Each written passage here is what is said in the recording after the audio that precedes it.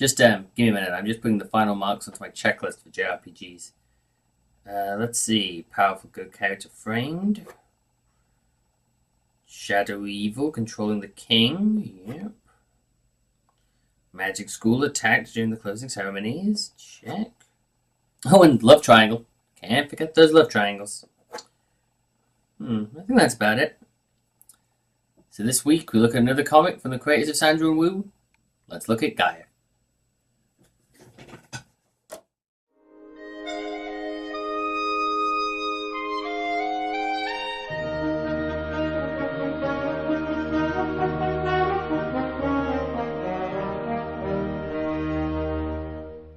Gaia takes place on a planet very similar in design to Earth, though steeped in magic. Think early Final Fantasy, when the most technological thing they had was an airship. And trust me, the words think Final Fantasy are going to come up a lot in this review.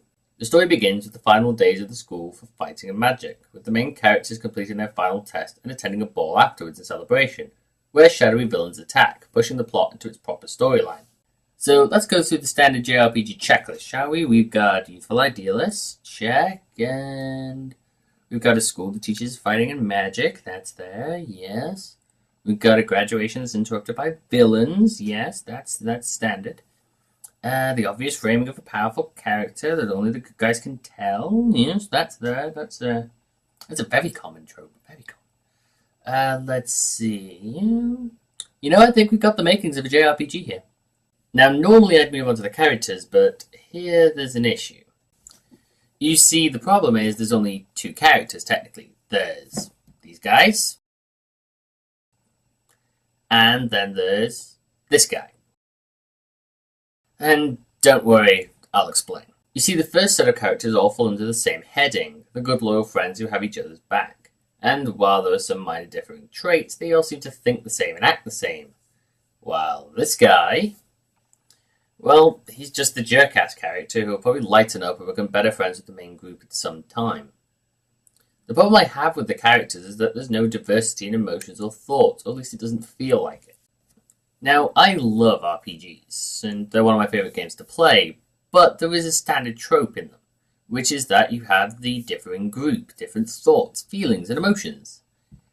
That sort of causes a problem here when everyone thinks alike. Unless, of course, you're doing the early Final Fantasy, where the story was minimal, as were the characters. Hell, I think even the Red Mage from Final Fantasy I has more personality than some of these guys.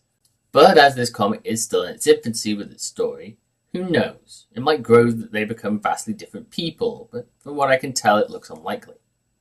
Now onto the art.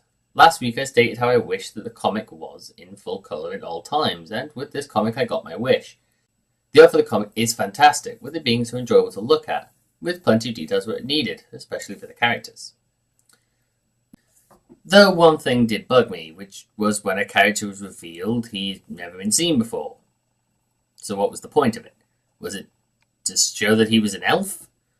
Was that supposed to be the surprise? Because I'm kind of confused by that one.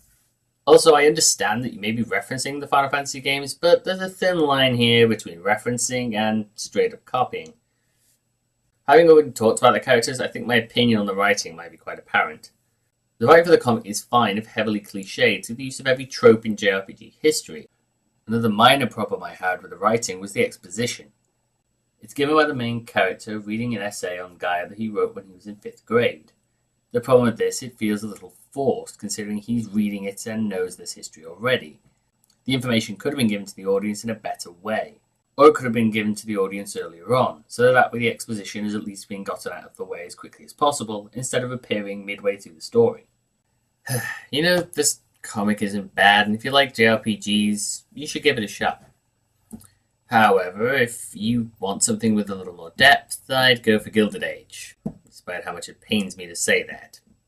And you know what? I don't hate this webcomic. I'm just disappointed in it. So join me again next time for a look into the wide world of webcomics.